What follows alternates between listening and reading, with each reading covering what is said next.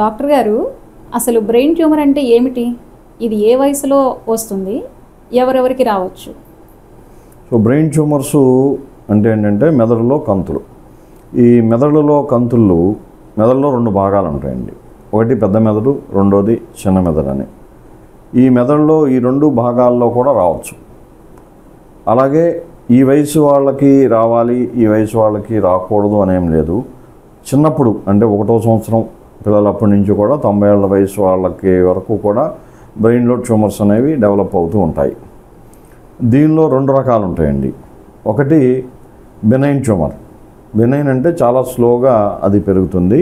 దానివల్ల చుట్టుపక్కల ఉన్నటువంటి బ్రెయిన్కి పెద్దగా నష్టం అయితే ఏం జరగదు.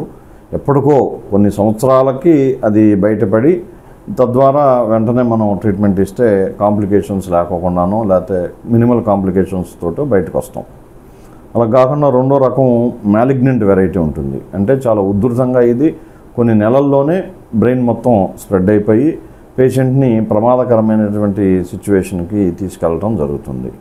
సో ఇటువంటి మ్యాలిగ్నెంట్ ట్యూమర్స్ని మనం స్కాన్ చేసుకుని ఐడెంటిఫై చేసి వెంటనే దానికి ఆపరేషను లేదా కీమోథెరపీ, రేడియోథెరపీ ట్రీట్మెంట్స్ తోటి చేయించుకుంటే అది మనకి త్వరగా సఫలీకృతం అవటం జరుగుతుంది.